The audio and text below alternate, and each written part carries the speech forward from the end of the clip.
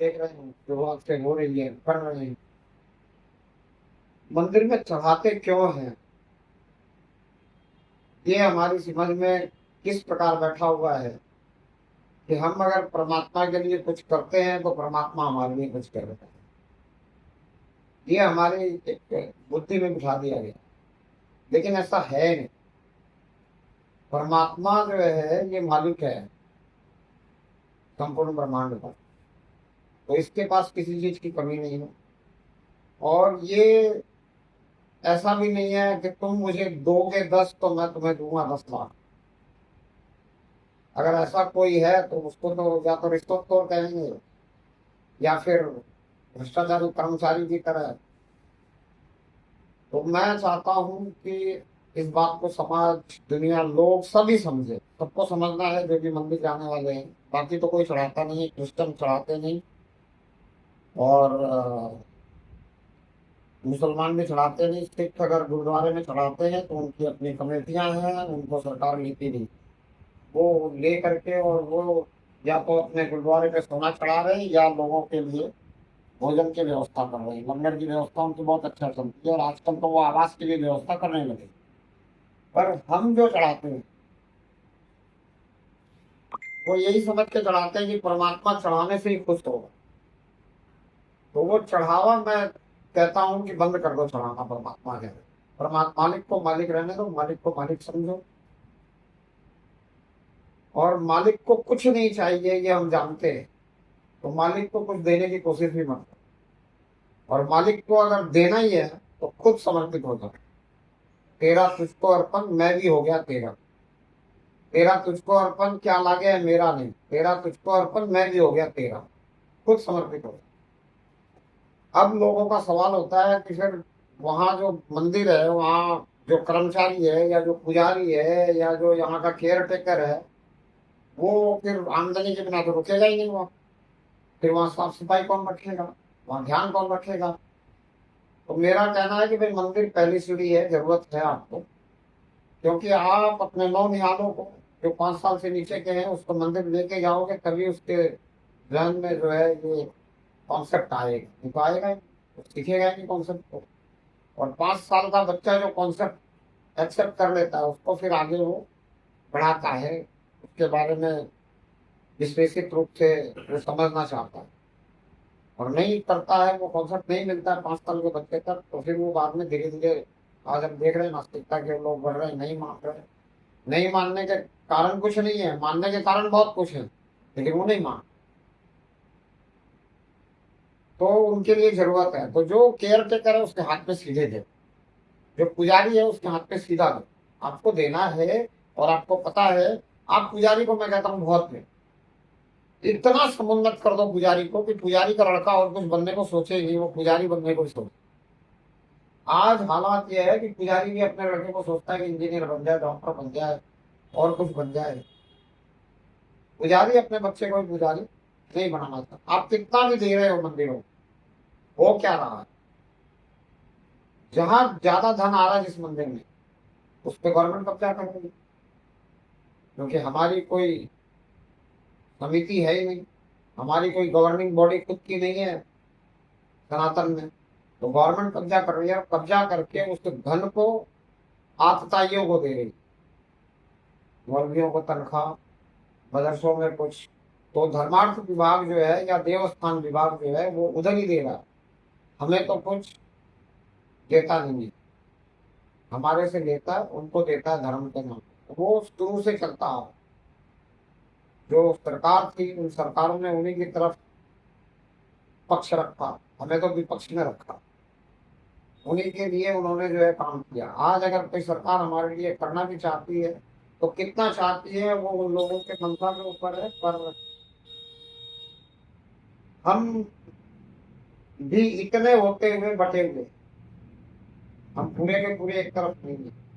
हम धर्म के नाम पे कभी एकत्र होते नहीं हैं। क्यों नहीं होते? क्योंकि हमारी वो फिलॉसफी ऐसी है कि धर्म जो है सबका अलग अलग है। पिता का धर्म अलग है, पुत्र का धर्म अलग है, माता का धर्म अलग है। फिर पिता का धर्म पुत्र का पालन पोषण करे, पुत्र का धर्म पिता का आज्ञाकारी बने, माता का धर्म है कि वो सबको संभाल के लेके चले। ऐसे ही कहते हैं भाई फौजी का धर्म है, तो फौजी का धर्म है कि वो देश की रक्षा करने के लिए किसी को भी मार दे।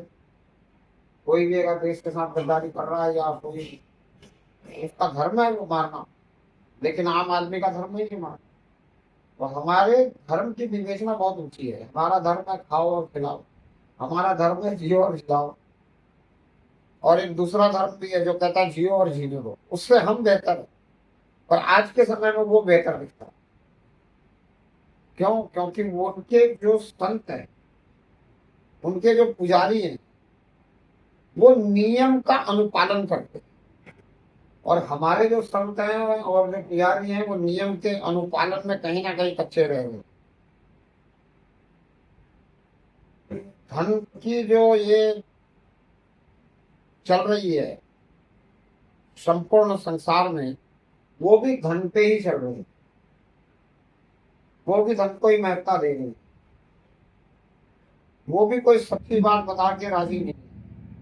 वो भी चाहते हैं कि मेरा एक बहुत बड़ा मंदिर हो, उसमें 150 देवताओं की मूर्ति लगी हो, और जो भी आए वो अगर 1-1 रुपया भी चढ़ाएगा देवताओं के आगे अपने लालच में, तो हमें तो 100 रुपया मिल ही जाएगा।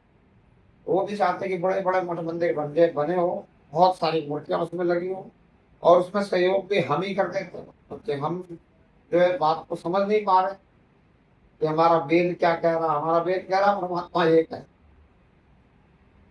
और हमें समझाने के लिए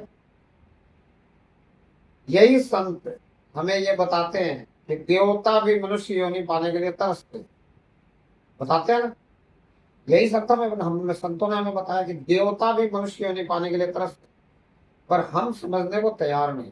ये समझाने को तैयार भी हो रहे हैं तो हम समझने को तैयार नहीं है कि अगर देवता भी मनुष्य योनि पाने के लिए तरस रहे हैं, तो हम देवताओं को क्यों तवज्जो दे रहे हैं, जबकि हमें तो मनुष्य योनि मिल चुकी है। तो जो मनुष्य योनि पाने के लिए तरस रहा है, उसको हम तवज्जो से इसलिए दे रहे हैं क्योंकि या तो हम लालच में या डर में। अब हमारा कुछ गड़बड़ हो गया, हमने किसी से पूछना चाहा, तो हमें कौन मिलता है? जो हमारे पास होता है, उसका हृदय इतना करुणामय है कि उसको अगर कहीं से लाभ मिलता हुआ दिखता है, लाभ कहीं से मिलता नहीं है, सिर्फ दिखता है मिलता हुआ। लाभ और हानि तो अपने भाग्य से है, और अगर मिल है भी तो परमात्मा की कृपा से है। हानि मरण जीवन लाभ, जीवन मरण हानि लाभ क्या सब, ये सब परमात्मा के हाथ, विधि के हाथ। और विधि को बनाने वाला विधाता। कहीं से कुछ नहीं मिलता, लेकिन वो दिखता है। जब दिखता है तो वो करुणा बस क्या बोलता है, आप भी वहां जाइए, शायद आपके ऊपर भी कृपा हो जाए। तो हम वहां पहुंच जाते हैं। और जब हम वहां पहुंचते हैं तो इन पे कृपा कैसे हो रखी है, तो इन्होंने भी कोई हवन करवा लिया होगा, कोई पूजा पाठ कर ली होगी, कुछ और कर लिया होगा, किसी ने किसी कर्म कांड में किसी ने कुछ ना कुछ बताया होगा, या किसी ने कह दिया होगा तुम्हारी कुलदेवी रुष्ट हो गई है। अब मुझे समझ में नहीं आता, देवी देवता में राक्षस थोड़ी है जो रुष्ट हो जाए। हमें भ्रमित किया जाता है और हम भ्रम में आ जाते हैं, दुख में होते हैं, तो हमें कुछ और समझ में नहीं आता। और लालच के अंधे को सही और गलत में फर्क दिखाई नहीं देता। लालच में अंधा हो रहा है, तो हम लालच में अगर अंधे हो जाते तो भी सही गलत में फर्क हमें दिखाई नहीं देता। तो हम कुल देवी को भी पता नहीं क्या समझ करके उसके यहाँ देना रहे, जो हमारी कुल देवी है, हम उसे कुल देवी इसलिए मान रहे क्योंकि उसने हमारे कुल का बहुत भला किया है। हमारे कुल को सर्वश्रेष्ठ बनाने में उसकी कोई अहमियतता रही होगी। कुल देवता है, उनकी कोई अहमियतता रही होगी। वो कोई राक्षस नहीं है। एक हमने कहानी सुनी महाभारत में कि एक राक्षस है, जिस गांव में वो पांचों पांडव ब्राह्मण का वेश बना के रह रहे होते हैं अज्ञातवास में, तो उन्हें पता चलता है कि भाई एक राक्षस है जो इस गांव में जो है हर हफ्ते इनको भोजन भेजना पड़ता है, नहीं भेजेंगे तो वो खा जाएंगे। तो ऐसे हमारे कुलदेवी और कुल देवता कोई थोड़ी है, हम उनके लिए कुछ ना करें तो वो हमारा कुछ बिगाड़ दे। लेकिन हमारे इस बुद्धि में भय बिठा दिया गया, और हम भय बस, लालच बस सही गलत को नहीं समझता, और सिर्फ लालच और डर से ही हम जो भी कुछ कर रहे हैं वो कर रहे हैं। लालच और डर के सिवा प्रेम तो है ही नहीं। अगर प्रेम उमड़ जाए तो व्यक्ति प्रेम में तो पूछता है, किसी से हमारे को प्रेम हो जाए। आज सोशल मीडिया है, सोशल मीडिया में कोई दो बात प्रेम की कर लेता और हमें लगता है कि व्यक्ति प्रेम है, फिर भी उसको पूछते हैं आपका पता क्या है, आपका नाम क्या है, आप कहाँ रहते हो, आप क्या करते हो, कब आपसे मिलना होगा। लेकिन परमात्मा से हमारा प्रेम है नहीं, इसलिए हमने परमात्मा से कभी पूछा ही नहीं कि आप कहाँ रहते हो, आप क्या करते हो, आपका आता पता क्या है, आपसे मिलना कब होगा, आपकी पहचान कैसे होगी। किसी ने बता दिया तो हमने मान तो लिया कि परमात्मा अंदर है, हमने जान लिया कि परमात्मा अंदर है। अब किसी से पूछते हैं कि परमात्मा कहाँ है तो क्या कहता है, बोला अंदर ही है जी। तो मानता क्यों नहीं? अगर परमात्मा अंदर ही है तो भटक कहाँ रहा है, कहाँ जा रहा है परमात्मा के लिए? क्या जरूरत है कि तू तीर्थ करे, वहां जाए, वहां मंदिरों में चढ़ावा चढ़ाए और फिर वो चढ़ावा जो है उसको लेकर के कोई नशा करे, उसको लेकर के सरकार किसी और को दे दे। क्या जरूरी है चढ़ाने? तू अंदर की यात्रा में क्यों नहीं जाता? जो अच्छे संत है वो तो यही कहते हैं ना, कि भीतर जाओ।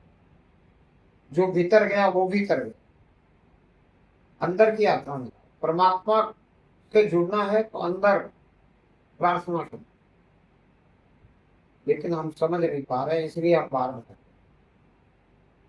जो समझ गया बात को, जो अंदर की यात्रा पे चला गया वो परमात्मा से जुड़ गया, और जो परमात्मा से जुड़ गया उसको फिर जीवन में कोई तकलीफ कोई दिक्कत हो ही नहीं सकती, उसका जीवन आनंदित ही रहेगा।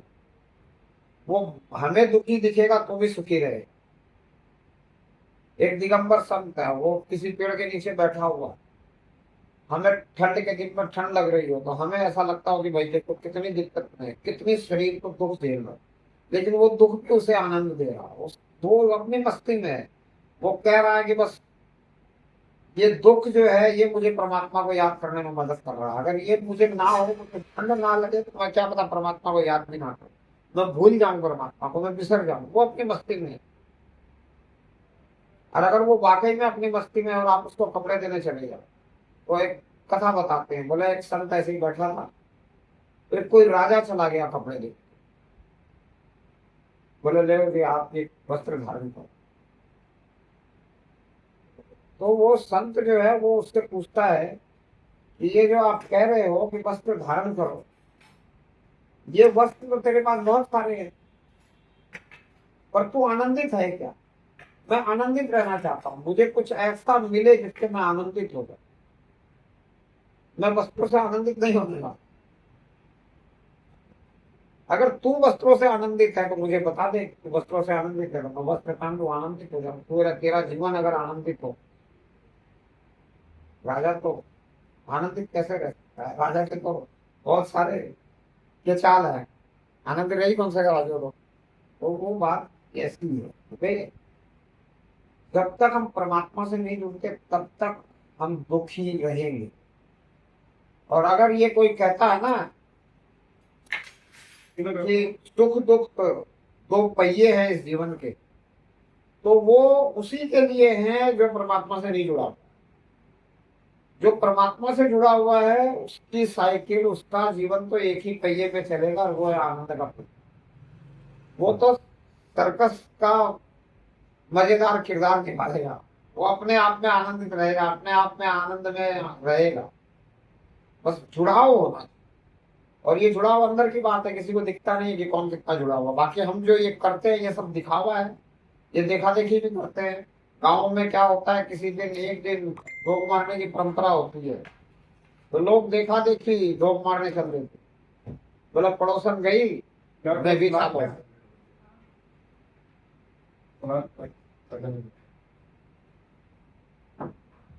है ना।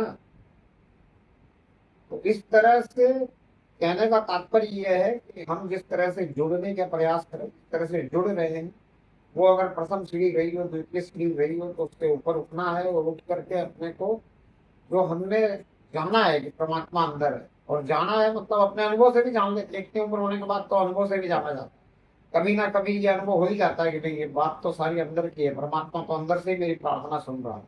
अंदर है तभी तो सुन रहा, नहीं हो तो कैसे? तो फिर तो अंदर की तरफ मुड़ ही जाना है। फिर तो प्रार्थना इससे करनी चाहिए, इसको पूछना चाहिए। अगर इसके प्रेमी है तो पूछो तू यहाँ है कि नहीं है, तो अगर यहाँ है तो दिखता क्यों नहीं, तो दिखे, इसका क्या उपाय, क्या करूं कि तू दिख जाए, क्या करूं कि तेरी पहचान हो जाए, क्या करूं कि तू हमेशा दिखता रहे। भाई प्रेमी से हम बहुत कुछ पूछते हैं, पर इससे प्रेम हो जाए और इससे पूछे तो ये जवाब नहीं देगा, ये प्रत्युत्तर देता है। और प्रत्युत्तर भी अंदर से ही आता है। अंदर की जो आवाज है वो परमात्मा की आवाज है। बस मन की आवाज शांत हो जानी, क्योंकि मन की आवाज भी हमें लगता है कि अंदर की आवाज है, लेकिन मन की आवाज जो है वो आपको बाहर की तरफ लेके जाएगी, वो आपको इंद्रियों से जोड़ेगी, वो आपको इंद्रिय सुख से जोड़ेगी। और जो अंदर की आवाज है, जो परमात्मा की आवाज है, वो आपको आपके आनंद से जोड़ेगी। जिस समय व्यक्ति परमात्मा से जुड़ जाता है ना, उस समय उसके सारे अवगुण दब जाते हैं, गुणों का बाहर निकलना शुरू हो जाता है। लेकिन व्यक्ति इस चक्कर में लगा रहता है कि मैं पहले अवगुण छोड़ूं फिर परमात्मा से जुड़ूं। मैं कहता हूँ ये चक्कर छोड़ दे, तो सब फर्स्ट प्रायोरिटी परमात्मा को जुड़ने की दे दे। तू परमात्मा से जुड़ने की शुरुआत कर, परमात्मा के अवगुणों को दूर कर दे। हम गाते भी तो है, गाते भी कि तू ही मेरे अवगुण हटा सकता। गाते हैं लेकिन वो काम करते नहीं है। देख तू ही मेरा अवगुण हटा दे, हम तेरे से जुड़े हुए हैं, तो तू तो समर्थ है, तू जो चाहता है वो कर सकता है। तू तो हमारे अवगुण भी चिता सकता है, हमारे गुण को बिल्कुल आगे ला सकता है। बिल्कुल बिल्कुल। हम्म। अच्छा, ये भी सिखा रखा है क्या? हाँ बेटे, इधर बेटे, ये सिखा रखा है झुकना। क्यों, क्या बोल के कहते हैं कि झुको?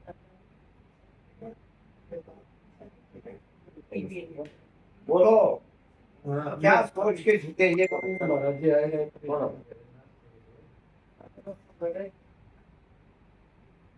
किसने कहा कि झुकना है? हाँ, खुद की मर्जी से व्यक्ति कुछ नहीं। व्यक्ति जब जन्म लेता है, आगे दिमाग हमारी गड़बड़ी होती है, इस खोपड़ी में दुनिया को देख देख करके सब कुछ सीखा। हाँ, अगर किसी ने नहीं बोला तो किसी को झुकते हुए देख कर सीखा है नहीं। और सीखने के कारण तुम कह रहे हो कि मैं अपनी मर्जी से झुका हूं। हाँ ठीक है, अब मर्जी से झुके हो तो कोई भी कर्म व्यक्ति करता है तो फल को सोच के करता है। लेकिन गीता में कहा हुआ है कि कर्म करो, फल की चिंता मत। क्या कहा हुआ है? कर्म करो, फल की चिंता मत करो। वो कौन सा कर्म है जिसको करने के पहले फल की चिंता नहीं करनी चाहिए? और वो कौन सा कर्म है जिसको करने से पहले फल की चिंता कर लेनी? ये समझने वाले लोग बिना विचारे जो करे सो पाछे पछताए, काम बिगाड़े आपनो जग में हो तसाए। तो बिना विचारे करोगे तो पछताना पड़ेगा। बात दोनों सही है, गीता में कुछ गलत नहीं लिखा है कि कर्म करो फल की चिंता मत करो। लेकिन जो संत कबीर कह रहे हैं कि बिना विचारे जो करे सो पाछे पछताए, काम बिगाड़े आपनो जग में हो तसाए, ये भी सही है। बिना विचारे करोगे तो काम बिगड़ेगा, काम बिगड़ेगा जब नासिक होगे। कौन सा कर्म है जो सोचकर करना चाहिए, विचार कर करना चाहिए, जिसके फल की चिंता नहीं करनी चाहिए? और कौन सा ऐसा कर्म है जिसके फल की चिंता नहीं करनी चाहिए?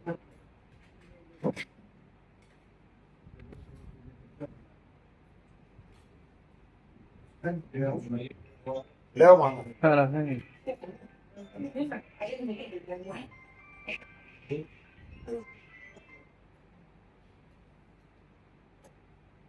जिस कार्य में दूसरे को फायदा होता हो उस कार्य को करने से पहले विचार नहीं करना चाहिए।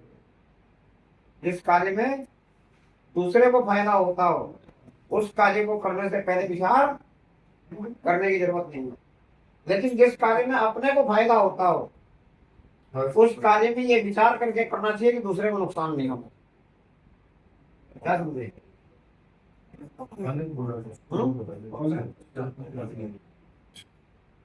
आई बात समझ क्या? और फिर बोलो, क्या समझ में आया?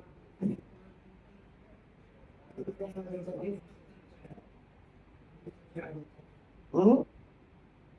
ये बात मैंने नहीं कही, मैंने ये कहा कि जिस कार्य में दूसरों को फायदा होता हो उसमें विचार करके करने की जरूरत चाय मंगा दूं? नहीं नहीं, और जिस कार्य में जो आपको खुद का फायदा दिखाई देता हो उस कार्य में विचार करके करना चाहिए कि दूसरे का नुकसान तो नहीं होगा, कि खुद के फायदे के लिए दूसरे का नुकसान नहीं होना। खुद के फायदे के लिए सोचना कि ऐसा नहीं है, खुद के फायदे में दूसरे का नुकसान नहीं होना चाहिए। इसलिए ऐसे जो कर्म है जिसमें खुद का फायदा